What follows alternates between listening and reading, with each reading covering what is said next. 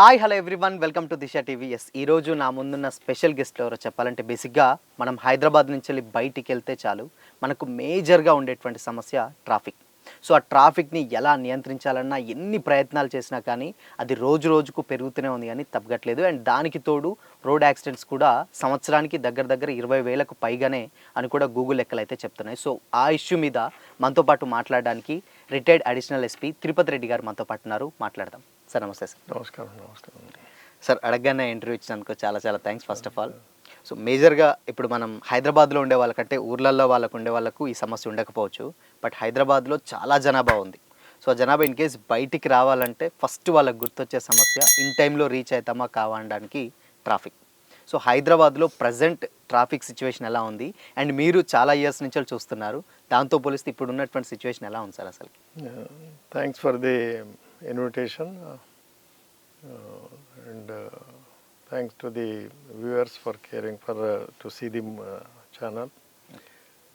అంటే ఛానల్ అనేటువంటిది మనం ట్రాఫిక్ వ్యవస్థను అర్థం చేసుకోవాలంటే కామన్ మ్యాన్స్ లాంగ్వేజ్లో హాస్పిటల్కి వెళ్ళేసరికి గుడ్డ దెబ్బ వచ్చిందని వెళ్తారు అన్నారా, స్టంట్ ఆపరేషన్ చేస్తారు అన్నారా. అంటే మన నాడీ వ్యవస్థ మానవ శరీరంలో ఎలా ఉంటుందో రక్త ప్రసరణ, ట్రాఫిక్ వ్యవస్థ కూడా అంతే. Arterial roads, sub roads, leaves ఇవన్నీ వస్తాయి. మరి గుండె లోపల ఏదైనా బ్లాకేజ్ వచ్చిందంటే ఏం చేస్తారు? స్టంట్ వేస్తారు, లేకపోతే మరి బ్లాకేజ్ ఎక్కువైపోయినట్టు చచ్చిపోతాడు అతను. అక్కడ హ్యూమన్ లాస్. కానీ ఇక్కడ పరిపాలనా విధానం మీదనే ఇది ఒక పెద్ద ఛాలెంజింగ్ అయిపోయింది. ఇవాళ ఈ రోజుల్లో జరిగేటువంటి ట్రాఫిక్ వ్యవస్థ. దానికి కారణాలు ఏమిటంటే మన రోడ్ల మీద ఉండే కంజెషన్స్. ట్రాఫిక్ అంటే ఏమిటండి? ట్రాఫిక్ మనకు rash and negligent act endangering human life అనేది చట్టంలో రాసిందండి. It need not be road accident.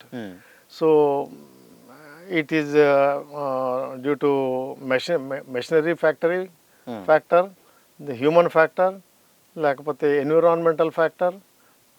ఈ రకంగా డిఫరెంట్ ఫ్యాక్టర్స్ కనుక ఎక్కడైతే సిస్టమ్ను ఆబ్స్ట్రక్ట్ ఎక్కడ చేస్తారో అక్కడ జామ్ అయిపోతుంది. ఉన్నారా? అది మిషనరీ కావచ్చు, కార్పొరేట్ ఆఫీస్ కావచ్చు, ఫ్యాక్టరీ కావచ్చు, ఏది కావచ్చు. సో మనం ఆ రకంగా చేస్తున్నాం. అయితే ఇక్కడ ఒక కాంప్లికేటెడ్ సబ్జెక్ట్ ఏముందంటే, road is not owned by police to run the responsibility. ఉన్నారా? Traffic regulation police responsibility. దాని మీద నడిచే ట్రాఫిక్ అంటే మనుషులు కావచ్చు, తోపుడు బండ్లు కావచ్చు, లేకపోతే జట్కా బండి కావచ్చు, ఇంకేదైనా కావచ్చు అండి. Anything that moves on the road ఈ forms part of traffic. Traffic అంటేనే కదలిక ఆన్ పబ్లిక్ రోడ్. సో అయితే బేసిక్గా ఇంత మీరు ఎన్నో ఇయర్స్ నుంచి ఇక్కడ చూస్తూ ఉన్నారు. అయితే హైదరాబాద్ గతంతో పోలిస్తే ఇప్పుడు ఎన్ని రెట్లు పెరిగింది అనుకోవచ్చు ట్రాఫిక్ అసలుకి? మెనీఫోల్డ్. దాన్ని మ్యాథమెటిక్ క్యాల్కులేషన్ చెప్పడం చాలా కష్టం. అంటే అంత పెరిగిందండి, అంత పెరిగింది. అంటే నేను 1968 నుండి హైదరాబాద్లో ఉంటున్నాను నేను. 68 ఆ రోజులలో ఇప్పుడు మీ ఆఫీస్ ఉన్న ఖైరతాబాద్ జంక్షన్లో ఒక కారు రోడ్డు మీద నడవడం చూడాలంటే అట్లీస్ట్ 20 minutes వెయిట్ చేయాల్సి వచ్చేది. 20 నిమిషాలు అంటే 20 నిమిషాలకు ఒక కార్ నడిచేది. ఓకే. ఉన్నారా? పర్సనల్గా నేను చూసి చెప్తున్నాను. ఇప్పుడు అసలు కార్లతోటే నుంచి బయటపడాలంటే ఒక గంట పైన వెయిట్ చేయాలి. అంటే దీనికి అన్నిటికీ కారణం ఏంటంటే, ట్రాఫిక్ వ్యవస్థను మనం రెగ్యులేట్ చేయాలంటే నేను ఇందాక చెప్పినట్టుగా పోలీస్ వ్యవస్థ ఒక్కటే దానికి బాధ్యులు కాదండి. Some other persons or agencies or institutions are responsible. Like town planning, ఈ రోడ్లు ఎలా ఉండాలి, రోడ్ల మీద దీని ఏమంటారు మన ఐలాండ్స్, ట్రాఫిక్ జంక్షన్స్లో ఐలాండ్స్ ఎలా ఉండాలి, సిగ్నలింగ్ సిస్టమ్ ఎలా ఉండాలి, ఇదంతా వేరియస్ డిపార్ట్మెంట్స్. టౌన్ ప్లానింగ్ ఒకటే ఉంటే దాన్ని వేసే ఇంజనీరింగ్ డిపార్ట్మెంట్ ఒకటి ఉంటుంది. అన్నారా? దాని తర్వాత దీన్ని యూజ్ చేసుకునే పబ్లిక్ యొక్క పర్సెప్షన్, మైండ్ సెట్ ఎలా ఉంది అనే, యాటిట్యూడ్ ఎలా ఉంది అనే దాని మీద ఉంటుంది. ఈ విషయాలన్నింటినీ మనం కూలంకషంగా పరిశీలించి ఒక వేదిక మీదకి తీసుకొచ్చేసి దీన్ని ట్రాఫిక్ వ్యవస్థ నడిపించాలంటే మీరు చేయండి అని పోలీస్ శాఖకి ఇచ్చినారు. సో ఇవన్నీ తీసుకొచ్చేసి ఉన్నారా? ఇప్పుడు వెహికల్స్ ఉంటాయి. మెయిన్గా యాక్సిడెంట్ జరిగేది only vehicle to pedestrian, vehicle to motorist or whatever it is. So ఆ వెహికల్ లైసెన్స్ ఇచ్చేది ఎవరు, ఫిట్నెస్ సర్టిఫికేట్ ఇచ్చేది ఎవరండి? Transport department. ఎస్. ఆయనకు సరి అయిన వెహికల్కు సరి అయిన పద్ధతిలో ఉందని ఫిట్నెస్ ఇచ్చినాడా లేదా అని నాకు అధికారం లేదు. ఆయన డిపార్ట్మెంట్ పవర్స్లోకి ఎంటర్ అయ్యే అధికారం నాకు లేదు. లేదు. అవును. అన్నారా? రోడ్డు ఇంజనీరింగ్కు నాకు యాక్సెస్ లేదు. రోడ్ ఎలా వేయాలి, ఎక్కడ వేయాలి అనేటువంటిది నేను చెప్పలేను. నేను అంటే as a police man I'm telling. నేనంటే నాట్ ఇండివిజువల్లీ మై సెల్ఫ్. దాని తర్వాత సిగ్నలింగ్ సిస్టమ్ ఒకటి మాత్రం అవసరం ఎక్కడ ఏమిటనేటువంటిది పోలీస్ డిపార్ట్మెంట్ వాళ్ళు ఎక్కడ అవసరం ఉంటుందని చెప్తారు. సర్వే చేసి ప్రెషర్ ఆఫ్ ట్రాఫిక్ చేసి దాన్ని ఈజ్ అవుట్ చేయడానికి ఎలా అంటే చెప్తారండి. సో ఈ రకంగా దాన్ని నిర్మాణం చేయడానికి మాత్రం బాధ్యత నీది కాదు, రోల్ ప్లే నీది లేదు. కానీ నిర్వహణ మాత్రం చేయాల్సి ఉంటుంది. అందుకని అది ఒక కేసు పరిశోధన చేయాలనుకుంటే, దొంగతనం పట్టుకోవాలండి, ఒక పోలీస్ తప్పితే ఇంకోరికి బాధ్యత లేదు. అది అంతే కదా, ఆ అధికారం పోలీస్కే ఉంది. మరి ఇక్కడ టెలిఫోన్ వాళ్ళు వచ్చి తవ్వుతారు, లేకపోతే వాటర్ వర్క్స్ వాళ్ళు వచ్చి తవ్వుతారు, ఇంకెవరు వచ్చి తవ్వుతారు, మళ్ళీ దానికి ట్రాఫిక్ జాము, మొదలు ఇంటిమేషన్ ఉండదు, ఇవన్నీ ఎన్నో ఉంటాయి. సో అందుకని దీన్ని అనుసంధానించి చేయాలంటే కోఆపరేషన్ అనేది మోస్ట్ ఇంపార్టెంట్. అందరూ ఒక వేదిక మీదకి రావడం. ఇవన్నిటికంటే ముఖ్యంగా ఏమిటంటే, మీకు వెహికల్ డ్రైవర్ ఉంటాడు కదా, ఈ స్కూటరిస్ట్ కావచ్చు, కారు కావచ్చు, లారీ కావచ్చు, ఇంకేదైనా కావచ్చు, ఎనీ వెహికల్, అతని యాటిట్యూడ్ ఏమిటి? దట్ ఈస్ మెయిన్ థింగ్ అన్నారా? ఫైనల్కి వచ్చేసరికి ఏంటి, అతని యాటిట్యూడ్ ఉందనుకోండి, ఏదున్నా కానీ నేను నా ఇష్టం వచ్చిన ఉంటే వెళ్తాను. నేను రకరకాల విన్యాసాలు చేసే వాళ్ళు కూడా ఉంటారండి రోడ్డు మీద, చూస్తున్నాం కదా మనం. దాంట్లో చనిపోయిన వాళ్ళు కూడా ఉన్నారు. నెగ్లిజెన్సీ డ్రైవింగ్ వల్ల కొంతమంది చాలా అరగెన్స్ నెగ్లిజెన్స్ కాదండి, అరగెన్స్ కావాలని, అంటే ఐ మీన్ అదే ఏమంటారు దాన్ని, అహంకారపు డ్రైవింగ్ ఏమంటారు. అహంకారం కంటే నా స్కిల్ను చూపెట్టాలి, I have to display my skill. నేను ఈ రకం కూడా ఒక వెహికల్ను డ్యాన్స్ చేయించగలను అనేటువంటిది. సో అటువంటిది దాంతో నష్టపోయిన వాళ్ళు ఉన్నారా? సామాన్య మానవులదంటే ఎవరు లెక్క పెట్టరు, కానీ విఐపీల పిల్లలు కూడా ఆ రకంగా ఎక్కువ వాళ్ళే చేస్తారు, వాళ్ళే ఉంటారు. తర్వాత మనకు రోడ్డు మీద కనబడతారు. 12 ఏళ్ల పిల్లవాడు కూడా స్కూటర్ డ్రైవ్ చేసుకుంటూ వెళ్తాడు, కార్ డ్రైవ్ చేసుకుంటూ వెళ్తాడు. ఉన్నారా? మీకు కావాలంటే నేను రాసిన బుక్లో ఒక పేజీలో ఒక పేరెంట్ స్కూటర్ను 7-8 సంవత్సరాల పిల్లవాడిని వెనకాల కూర్చొని ఆయన హ్యాండిల్ ఇచ్చి నడిపిస్తూ ఉంటాడు. అంటే ఈ క్రేజ్ పిల్లలకి ఎందుకు క్రియేట్ చేయాలండి? అదే పేరెంట్ మీరు ఈ రకంగా చేసినట్లయితే ఇబ్బంది పడతారు, సమాజాన్ని ఇబ్బంది పెట్టిన వాళ్ళు అవుతారు అనేటువంటిది ఒక బోధన తరగతిలో చెప్పిన విధంగా తండ్రి పిల్లలకు ఎందుకు చెప్పడు? ఉన్నారా? ఈ రకంగా వెళ్తే అవుతుంది. మన దగ్గర ఉన్నటువంటిది ఇప్పుడు ట్రాఫిక్ సిగ్నల్స్ ఉన్నాయండి. 1 way traffic, 2 way traffic, road closed signals ఉన్నాయి చాలా. ఉన్నారా? ఆ సిగ్నల్స్ సిగ్నిఫికెన్స్ ఏమిటి అనేటువంటిది ఏ పేరెంట్ చెప్తున్నాడు? చెప్పండి, ఎవరు చెప్పారు? పోలీస్కు ప్రతి హ్యూమన్ బీయింగ్ దగ్గరికి వెళ్ళి చెప్పాలంటే సాధ్యం అవుతుందా? అవ్వదు. సో దానికి ఇట్లాంటి మీడియా ద్వారా కమ్యూనికేట్ చేయడం, అంతేగాని ప్రతి పోలీసు వాళ్ళు చేయట్లేదు, ప్రతి దాన్ని పోలీసులు బ్లేమ్ చేసేస్తే దే ఆర్ హెల్ప్లెస్. ఉన్నారా? అండ్ ఇంకోటి ఏంటంటే సార్, ఇప్పుడు హైదరాబాద్ మెయిన్ రోడ్స్ విషయానికి వచ్చినట్లయితే గతంలో ఆ స్పేస్ అనేది చాలా తక్కువ ఉండేది. బట్ ఇప్పుడు మెట్రో పడ్డాక ఆ స్పేస్ పెద్దగా అయిపోయింది. అండ్ కొన్ని రోడ్స్ డెవలప్ చేస్తున్నా కానీ ఇంకా పెరిగిపోతుంది. ఎస్పెషల్లీ ట్రాఫిక్ అనేది ఉన్న రోడ్లు కూడా సరిపోవట్లేదు. అంటే వచ్చే కొత్త వెహికల్స్ ఏదైనా కానీ ఆ రోడ్డుకి అనేది ఆ వెహికల్స్ సరిపోక చాలామంది రాంగ్ రూట్స్లలో వెళ్ళడం, దాని తర్వాత 1 వేలో వెళ్ళిపోవడం, ఇలాంటివన్నీ కూడా జరుగుతూ ఉంటుంది. సో దీనికి ఏంటి, ఎలాంటి కేర్ తీసుకుంటే ట్రాఫిక్ని కొంచెమన్నా కంట్రోల్ చేయొచ్చు అనుకోవచ్చు? ఇప్పుడు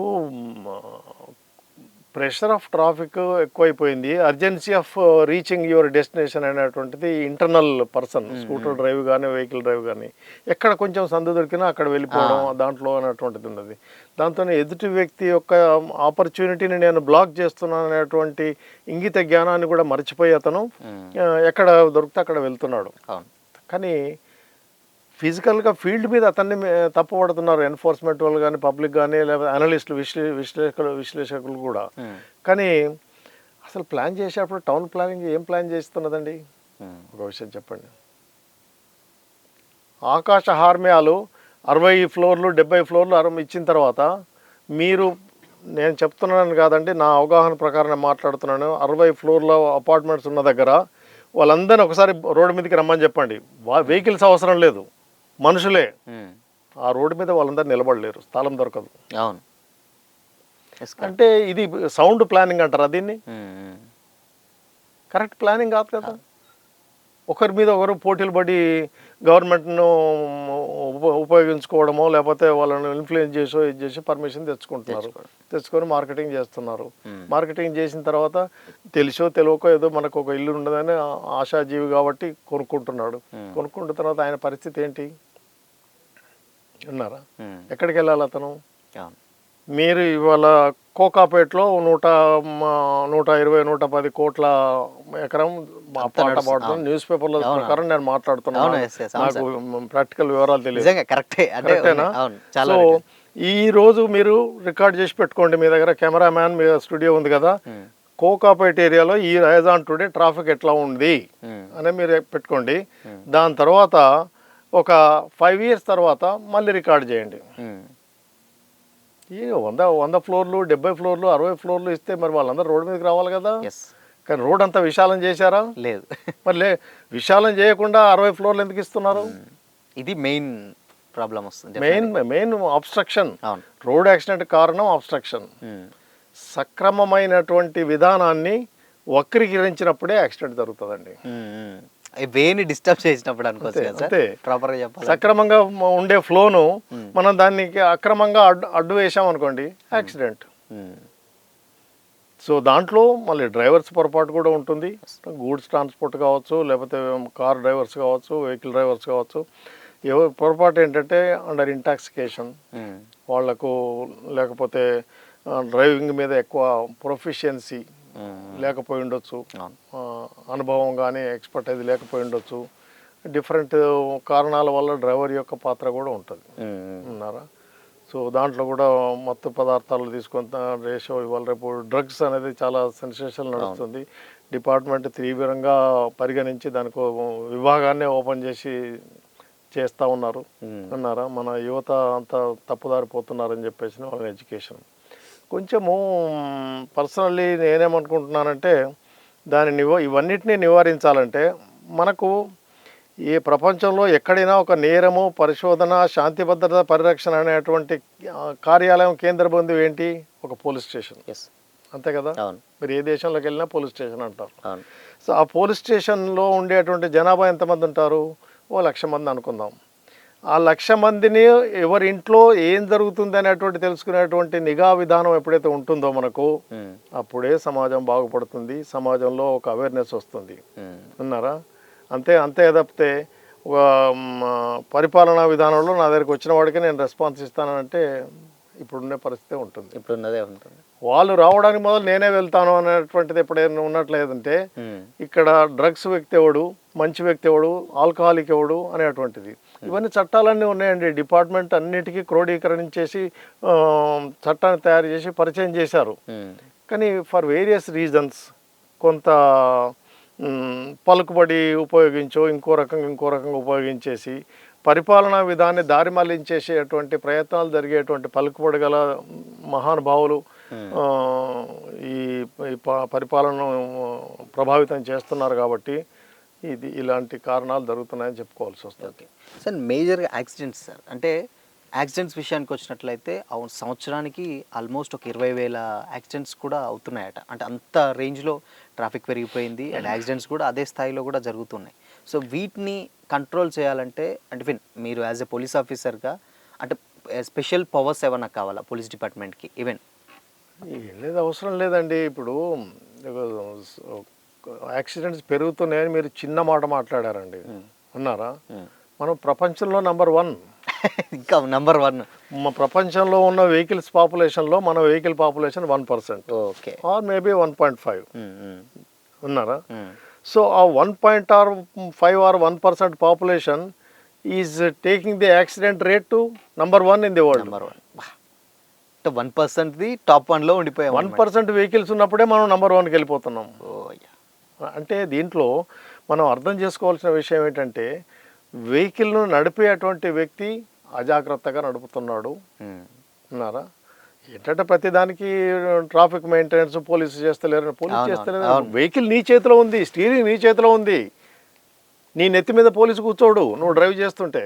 నీకు అవగాహన కల్పిస్తాడు, నాయన మన చట్టం ఇది, మన ప్రభుత్వం ఇచ్చిన సదుపాయం ఇది, నువ్వు ఈ రకంగా పోవాలనేటువంటిది రోడ్డు మీద ఇండికేటర్స్ పెడతారు, అన్నీ చెప్తారు. అయినా కానీ నువ్వు నీ ఇష్టం వచ్చిన డ్రైవ్ చేస్తే దానికి పోలీసు ఏం చేస్తుంది చెప్పండి అన్నారా. ఈవెన్ కొన్ని సిగ్నల్స్ ఉంటాయి సార్, సిగ్నల్స్ ఉంటే ఫ్రీ లెఫ్ట్లను ఉంటాయి, ఆ ఫ్రీ లెఫ్ట్లను కూడా బ్లాక్ చేసి మన వాళ్ళు పెట్టడం వల్ల మొత్తం అంతా జామ్ అయిపోతుంది. అరే ఫ్రీ లెఫ్ట్లను బ్లాక్ చేయడం మినిమం కామన్ సెన్స్ అనేది, బట్ అవే కూడా బ్లాక్ చేసిన సిచ్యువేషన్స్ కూడా మనం చూస్తాం. నేను చాలాసార్లు ఫేస్ చేశాను. ఇప్పుడు పాదచారి అని అంటాం మనం, వెనకట బాటసారి అనేవాళ్ళు సార్. మొదటి వాహనాలు ఇవంతా ఏం లేనప్పుడు అందరు నడిచే వెళ్తుండేవాళ్ళు ఈ ఊరు నుంచి ఆ ఊరికి వెళ్ళాలంటే. తర్వాత చక్రం ఎప్పుడైతే కనుక్కోబడిందో పశువుల బండి, ఎడ్ల బండి, దానికి వాహన సదుపాయం వచ్చేసింది. ఇప్పుడు ఆ రకంగా ఇప్పుడు ఇన్ని బండ్లు రోడ్డు మీద నడుస్తూ ఉంటే ఈ పాదచారులకు ఒక సపరేటు వేదిక ఉంది కదా, ఆన్ పేపరే అది అసలు లేదు బయట. అయితే మరి అందరూ ఎంకరేజ్ చేస్తున్నారు కదండి, మీరు బయటకు వెళ్ళి చూడండి. మీరు అవునవును, ఇక్కడ అక్కడ నేను చెప్పే అవసరం లేదు, ఎక్కడ చూసినా కనబడుతుంది. కాబట్టి షాప్ కీపర్ ఆయన అడ్వర్టైజ్మెంట్ గురించి ఆయన ముందర పెడతాడు, వేరే షాప్ కీపర్స్ నా కస్టమర్ నా దగ్గర ఈ సరుకు అమ్ముతారని ఎట్లా చూడాలని ఆయన పెడతాడు. మరి దాన్ని కంట్రోల్ చేసేది ఎవరు? నేను, నా సమాజము, నా ప్రజలు, నా భద్రత, రోడ్డు భద్రత నా బాధ్యత అనేటువంటిది అభిప్రాయం ఎప్పుడైతే అతనికి ఉంటుందో ఈ రకంగా ప్రవర్తించాడు కదా. ఒక్కొక్క షాప్కి వెళ్ళి పోలీసు వాళ్ళు మనిషిని కంట్రోల్ చేయడం ఎట్లా అవుతుంది? అందులో ఈ రోజులలో ఉండేటువంటి ఈ ప్రభావితమైన వాతావరణం అనే దాన్ని తట్టుకోవడం అంటే చాలా కష్టం అన్నారా. సో మేము ఉద్యోగం చేసినప్పుడు ప్రభావితం చేసే అటువంటి వాతావరణం చాలా తక్కువ, చాలా అంటే నెగ్లిజిబుల్, అంటే ఈవెన్ 0.5% కూడా ఉండేది కాదు ఆ రోజులలో ఉన్నారా. So there was free hand for police, free hand. So ఇది ఫుట్పాత్ నీవు ఆక్రమించావు వెనక్కి పెట్టుకోమంటే రెండోసారి అతను అవకాశం ఇచ్చేవాడు కాదు కామెంట్ చేయడానికి. మళ్ళీ వస్తే అడుగుతాడేమో అని చెప్పేసి అతనికి ఒక భయమో బాధ్యతో ఏదో ఒకటి ఉండేది. ఇప్పుడు ఈ రోజులలో ఎవరు ఉంటున్నారండి? ఎవరికి వారే కదా. మరి ఎందుకు? దానికి కారణం ఏంటి? మనకు మనం ప్రశ్నించుకోవాలి. అసలు ఈ రోడ్డు వేయడం అనేది ఎందుకు వేశారు? సమాజంలో మనిషి బతకాలన్నా, తద్వారా దేశానికి ఔన్నత్యానికి తీసుకెళ్లాలన్నా, ఆర్థికపరమైనటువంటి అభ్యుదయకారక పనులు చేయాలన్నా కానీ ఇండస్ట్రీస్ రావాలి, మనకు స్కూళ్ళు, బస్సులు, వ్యవహారము అన్నీ రావాలి. అన్నీ రావాలంటే ఒక మనిషి ఇంకో దగ్గర నుంచి అక్కడ వెళ్ళాలి. ఒక స్కూల్ దగ్గరికి ఒక విద్యార్థి వెళ్ళాలంటే ఆయన తల్లి తీసుకెళ్ళాలి. ఇంకో దగ్గర ఉద్యోగం చేస్తాడు కర్మాగారానికి, అక్కడికి వెళ్ళాలంటే ఆయన వాహనం వాడుకోవాలి. ఇలాంటి అవసరాలు ఎన్నో ఉంటాయి సామాజికంగా. ఆ అవసరాలన్నింటిని గురించి మనము వెళ్ళాలంటే మనం ఏ రకంగా సదుపాయం మనకు మనం తయారు చేసుకోవాలనే దాని మీదనే రోడ్లు వచ్చేసినాయి. బాట నుంచి metal road, tar road, cement road ఇవన్నీ వచ్చేసినాయి అన్నారా. ఆ రోడ్ల మీద కూడా జనాభా ఎక్కువైపోయేసరికి మరి ఏం చేద్దాము ఏంటనేటువంటిది నిర్ణయాలు చట్టం తీసుకొచ్చేసి పెట్టారు. దాన్ని పబ్లిక్ కేర్ చేయకపోతే అది ఎవరి గురించి పెట్టారు? పోలీసు గురించి కాదు కదా, ఒక మంత్రి గురించి కాదు కదా, జస్ట్ అందరి గురించి, సామాన్య మానవులకు రవాణా సదుపాయం ఉండాలనే కదా. గూడ్స్ ఒక రాష్ట్రం నుంచి ఇంకో రాష్ట్రానికి పోవాలన్నా కానీ వ్యాపారం సరళి ఇంప్రూవ్ చేయడానికి అని చెప్పి పెట్టారు. ఈ ఎడ్యుకేషను, ఇంగిత జ్ఞానం ఒక ప్రతి పౌరుని లోపల క్రియేట్ చేసినప్పుడే, ఆయన దాన్ని అర్థం చేసుకొని ఇది నా బాధ్యత అని అనుకున్నప్పుడే ఇది తగ్గుతుంది తప్ప ఎవరు వ్యవస్థను టోటల్గా నేను కంట్రోల్కి తీసుకుంటానని చెప్పడం చాలా కష్టసాధ్యమైన విషయమే అన్నారా. అది అండ్ ఇంకోటి ఏంటంటే సార్, ఇప్పుడు ఫైన్స్ మాట్లాడుకుంటే ట్రాఫిక్ ఫైన్స్ ఈవెన్ రాంగ్ రూట్కి చాలా హై ఉంటుంది, అండ్ హెల్మెట్ లేకపోతే ఈవెన్ ఇలాంటి ఫైన్స్ ఉంటాయి. అంటే సిగ్నల్ జంపింగ్ ఇవన్నీ ఉన్నా కానీ, ఎన్ని ఫైన్స్ వేస్తున్నా కానీ ఈ ఫైన్స్ ఎంతవరకు కంట్రోల్ చేస్తాయి అనుకోవచ్చు, అంటే discipline? Fines I don't think అన్నారా, అట్లా ఫైన్స్ ద్వారా మనిషిని కంట్రోల్ చేయగలుగుతాం అనేటువంటి ఇది ఒక అభిశంసన ద్వారా కంట్రోల్ అవుతుందేమో కానీ ఫైన్స్ ద్వారా కాదు. ఈ రోజు డబ్బు అందరి దగ్గర ఉందండి, లేదని చెప్పుకొని బతికే వాళ్ళు కొంతమంది ఉంటారు, అది మనకు అనవసరం. ఉన్నదా లేదా అనేది దాని మీద మన సబ్జెక్ట్ కాదు అది. బట్ మీకు 500 ఫైన్ వేసినామంటే తీసుకో అని ఇచ్చేసడానికి సిద్ధంగా ఉన్నాడు అన్నారా. కఠినతరమే కాదండి, ఇంతకంటే ఎక్కువ మీరు డ్రగ్స్ యొక్క చట్టాన్ని మరీ కష్టతరం చేసేసి దాన్ని జైలు శిక్ష పెంచినారు, ఇదంతా పెట్టినారు. మరి డ్రగ్స్ ఎందుకు అవుతున్నాయి అంటే అన్నిటికీ కేంద్రము మనిషి యొక్క ఆలోచన విధానం. ఆ ఆలోచన విధానాన్ని మనకు కావాల్సినటువంటి మూసలోకి తీసుకురానంత వరకు నేరాలు ఉంటూనే ఉంటాయి, వైలేషన్స్ ఉంటూనే ఉంటాయి, ఎన్ఫోర్స్మెంట్ ఉండనే ఉంటుంది, ఇవన్నీ ఉంటాయండి. అంటే ఇప్పుడు మారిన పరిస్థితులలో మీరు ఒక ప్రాంతాన్ని తీసుకుంటే ఒక ఎమ్మెల్యే ఉన్నాడు అనుకోండి, ఆయన ప్రాంతంలో జనరల్గా ఇప్పుడు మనం న్యూస్ పేపర్లో చూసే దాని ప్రకారం, నేను ప్రాక్టికల్గా ఫీల్డ్ మీద నేను చూసింది కాదు, నాకు అనుభవం లేదు. రాజకీయ నాయకులు, ఎమ్మెల్యేలు, ఎంపీలు వాళ్ళ యొక్క ఉండేటువంటి అధికారాల వాళ్ళ దాని మీద అజమాయిషీ చేస్తుంటారనేటువంటిది నేను వింటున్నాను.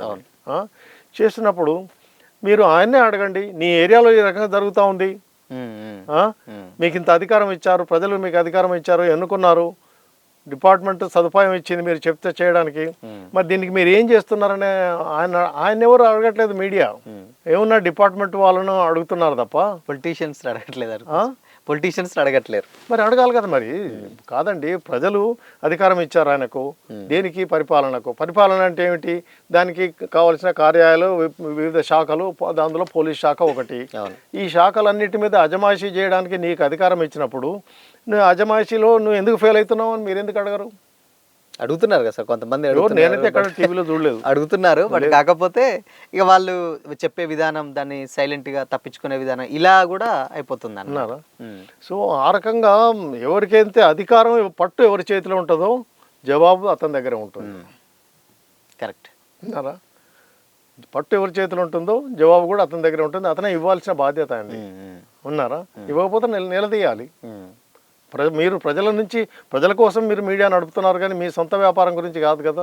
అట్లాంటప్పుడు ప్రజల వైపు ఒక చెక్లు పెట్టడానికి మీరే దానికి నడుము బిగిస్తే బాగుంటుంది అనేటువంటిది నా అభిప్రాయం. డెఫినెట్గా చేస్తున్నారు, కొంతమంది అడుగుతున్నారు, కొంతమంది ఇక వాళ్ళు చెప్పేటువంటి సమాధానం వాళ్ళు చెప్తున్నారు. అట్లీస్ట్ కొన్ని అంటే వీళ్ళు అడిగిన దానికి కూడా రెస్పాండ్ అయిన సిచ్యువేషన్స్ కూడా కొన్ని ఉంటాయి. పోలీసు క్రమశిక్షణకు బద్దులై పనిచేసేవాళ్ళు, కానీ వాళ్ళు ఎవరి పక్క వేలెత్తి చూపలేరండి.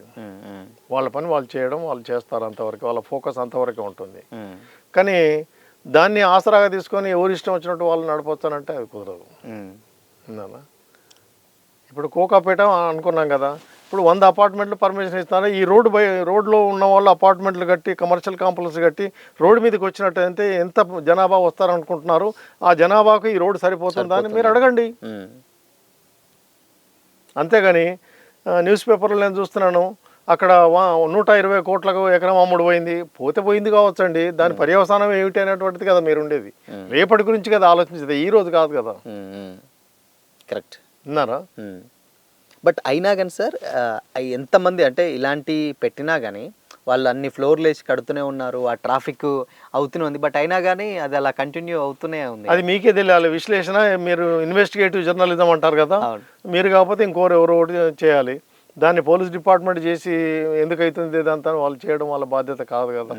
అట్లీస్ట్ ఓకే సార్, ఇప్పుడు మేమేమంటున్నాం అంటే ఒకవేళ అలా ఇప్పుడు అలాంటి బిల్డింగ్స్, అలాంటి కాంప్లెక్స్ కానీ కడుతూ ఉన్నప్పుడు సో అక్కడ ఉండాల్సినటువంటి జాగ్రత్తలు, మినిమం జాగ్రత్తలు, సో ఇవి పర్మిషన్ ఇచ్చే వాళ్ళకి కూడా కొంచెం తెలుస్తూ ఉంటుంది కదా, వాళ్ళకు కూడా అట్లీస్ట్ ఫ్లోర్ స్పేస్ ఇండెక్స్ అని పెట్టుకుంటారు. నాకు ఎక్కువ పరిజ్ఞానం లేదండి దానిలో, నేను పేపర్లో చూసిన దాని ప్రకారం చెప్తున్నా. సో ఇంత ఎఫ్ఎస్ఐ ఇంత పర్మిషన్ రావాలంటే ఓపెన్ ఏరియా ఇంత ఉండాలని ఏదో ఎకరంలో అని చెప్పేసి అంటారు. కానీ ఈ జనమంతా బయటకు వస్తే రోడ్డు వైశాల్యం ఇంత ఉండాలనేటువంటిది ఎందుకు కండిషన్ పెడుతున్నట్టయితే నాకు కనబడటం లేదు. అది లేక మరి అదే కదా, మరి ఎఫ్ఎస్ఐ శాంక్షన్ చేయడానికి ఇంత ఏరియా ఉండాలి, ఒక ఎకరానికి ఇంత ఎఫ్ఎస్ఐ ఇవ్వచ్చు, ఇన్ని ఫ్లోర్స్ వెళ్ళొచ్చు అనేటువంటిది ఒక నిబంధన తయారు చేసినట్టుగా పేపర్ ద్వారా నా కామెంట్స్ అన్నీ. కానీ ఇంత జనాభా అంతా ఒకసారి రోడ్డు మీదకి వచ్చేసినట్టే ఇంత వైశాల్యం ఉన్న రోడ్లు కావాలి అనేటువంటిది ఎందుకు చెప్పట్లేదు? విన్నారా? ఆ పాయింట్లో అందరూ పక్కదారితో వక్రమైన ఆలోచనలతో ఉన్నారు కాబట్టే, అడిగే వాళ్ళు అడగట్లేదు కాబట్టే, బాధ్యత వహించి పనిచేయాల్సిన వాళ్ళు ఆ బాధ్యతతో పనిచేయట్లేదు కాబట్టే ఇదంతా జరుగుతూ ఉంది. అందుకని మీరు ఇప్పుడున్న దానికి ఇబ్బంది పడుతున్నారండి. యూ టేక్ అనదర్ 5 years, ఇంకా వర్స్ట్ తయారవుతుంది ట్రాఫిక్, వర్స్ట్ అయిపోతుందండి. చూడండి మీరు 5 years I may be there or may not be there, but it's the fact. ఇంకొక 5 years తర్వాత ఇంకా ఇప్పుడున్న సిచ్యువేషన్ కంటే చాలా బ్యాడ్ అయిపోతుంది. అంతే అయిపోతుందండి. తర్వాత ఇంకోటి ఏంటంటే, ఎనీ మెట్రోపాలిటన్ సిటీ, హైదరాబాద్ అనే కాదు, బాంబే, ఢిల్లీ, కలకత్తా, ఎనీ మెట్రోపాలిటన్ సిటీలో గ్రామీణ ప్రాంతం నుంచి మనది చాలా బీద సమాజంలో ఉన్నవాళ్ళు కాబట్టి ఏదో ఇక్కడ దొరుకుతుందని వస్తారు. వాళ్ళ మీద నియంత్రణ పెట్టేది ఎవడండి? ఏ చట్టం పెడుతుంది చెప్పండి? ఎంతమంది వచ్చారు ఈరోజు, వాళ్ళు ఎక్కడున్నారు, వాళ్ళకు ఆశ్రయం వాళ్ళకి ఎక్కడ చూసుకున్నారు, వాళ్ళ అవసరాలు ఏంటి, ఈ జనమంతా రోడ్డు మీదకి వచ్చేసినట్టయితే మన మీద పడే ప్రెషర్ ఏమిటి అనే అటువంటి ఒక విశ్లేషణ జరుగుతున్నట్టయితే నేను పేపర్లో చూడలేదు. నాకు ఏ డిపార్ట్మెంట్తో నాకు సంబంధం లేదు, నేను టచ్లో లేను. ఈవెన్ మా డిపార్ట్మెంట్లో కూడా నేను ఎవరితో మాట్లాడేటువంటి అవసరం పడదు నాకు. అన్నారా? సో ఈ రకమైనటువంటి విశ్లేషణలు లేనంత కాలము మాస్ ట్రాన్స్పోర్ట్ సిస్టమ్ అంటారు. మాస్ ట్రాన్స్పోర్ట్ సిస్టమ్ అంటే మెట్రో రైల్ సిస్టమ్ పెట్టారు, కానీ దానికంటే ఎక్కువ లోపలికి వస్తున్నారు కదా, సిటీ లోపలికి వస్తున్నారు. అదే ఇప్పుడు ఆ మెట్రో పడితేనే ఇలాంటి సిచ్యువేషన్ ఉందండి, మరి లేకపోతే ఏంటి? ఉన్నారా? సో అందుకని ఇవన్నిటి మీద కారణం ఏమిటంటే, ఒకటి విశ్లేషణ ఒకటి ఉండాలి. పోలీస్ స్టేషన్ కేంద్ర బిందువుగా పరిశోధన జరగాలండి. ఓకే, విశ్లేషణ అంటే పోలీస్ స్టేషన్ కేంద్ర బిందువులో నీ ఏరియాలో ఉండేటువంటి ఈ అబ్స్ట్రక్టింగ్ ఇష్యూస్ ఏంటి అన్నారా? ఓకే. సో అక్కడక్కడ నేను చూసాను, లాంగ్ వే మీద యాక్సిడెంట్ ప్రోన్ ఏరియా అని పెడతాడు. అవును, కరెక్ట్. ప్రమాదాలు జరిగే స్థలం అన్నట్టు. ఎందుకు జరుగుతాయి ప్రమాదాలు? ఆ ప్రమాదాలు చేసిన వ్యక్తి ఇప్పుడు మొన్న అదే కొల్లూరా అక్కడ కర్నూలులో యాక్సిడెంట్ జరిగిందండి. సో ఆ డ్రైవర్ ఎక్కడ ఉంటాడు? దానిలో ఉండేటువంటి లోటుపాట్లు ఏమిటి? దాన్ని బాధ్యుద్ది యజమానిదా, డ్రైవర్దా, లేకపోతే ఎన్విరాన్మెంట్దా? ఆ రోడ్డు మీద ఉన్న పరిస్థితులు ఎన్విరాన్మెంట్ అంటే అన్నారా? సో అటువంటి దాని మీద మీరు ఈ కొల్లూరులో ఇక్కడ గత సంవత్సరం యాక్సిడెంట్ జరిగింది, ఇంతమంది చనిపోయారు, ఈ రకమైనటువంటి దౌర్జన్యపకారమైనటువంటి స్టీలింగ్ వీలింగ్ ద్వారానో దేని ద్వారానో జరిగింది అని మీరు అక్కడ ప్రెస్ కాన్ఫరెన్స్ ప్రతి సంవత్సరం ఎందుకు పెట్టరు? డెఫినెట్ గా అంటే ఆడికి వెళ్తూ ఎవరు ప్రెస్ కాన్ఫరెన్స్ పెట్టకుండా అట్లీస్ట్ అసలు లోపం ఎవరిది ఏంటి అనేది పెట్టినప్పుడు కూడా వాళ్ళు ఏం చేస్తున్నారు, కప్పిపుచ్చుకునే ప్రయత్నాలు కూడా జరుగుతున్నాయి. మీ విశ్లేషణ చెప్పండి, నా కోరిక అది. నేను అన్నారా? మీ విశ్లేషణ చెప్పండి, వాళ్ళు చెప్తారు, అది వేరే విషయం. ఇప్పుడు మేము మా డిపార్ట్మెంట్లో ఒక పర్సన్ డెకాయిటీ చేసినాడని కోర్టులో ప్రొడ్యూస్ చేస్తాం. లేదు సార్ నాకు ఏం తెలియదు, బలవంతంగా తీసుకొచ్చి నన్ను కోర్టులో పెట్టారు అని చెప్పేసి అంటాడు ఆయన చెప్పేదాన్ని చెప్తాడు. అందుకనే కదా కోర్టు ఉంది. ఆయన అట్లా ఉంటున్నాడు, మరి నువ్వేమో ఛార్జ్ షీట్ తీసుకొచ్చావు ఏమిటి అనేటువంటిది సాక్ష్యాలు రికార్డ్ చేయడం అనేటువంటి చట్టం ప్రొసీజర్ ఉంది కదా. సో అందుకని ఎక్కడ ఏదంటే కాస్ట్లీ యాక్సిడెంట్ జరిగింది అనుకుంటే పాలెంలో జరిగిందండి 2023లో ఏదో లేటెస్ట్ బస్ ఇన్సిడెంట్స్ కూడా మనం చూసాం, చేవెళ్ళలో జరిగింది. ఇటువంటి ఒక కాస్ట్లీ యాక్సిడెంట్ జరిగిన దగ్గర సో ఈ రకంగా ఆ యాక్సిడెంట్ రోజు ఎందుకు ఒక డిబేటు సదస్సు ఎందుకు పెట్టరు? ప్రజలను ప్రభావితం చేయడం, మిమ్మల్ని తప్పు పట్టాలని కదా నా ఉద్దేశం. మీరు చేస్తే ప్రజలకు తెలిసిపోతుంది, ఓహో ఇంత జరిగింది, ఇంతమంది చనిపోయారు అని చెప్పేసినటువంటిది.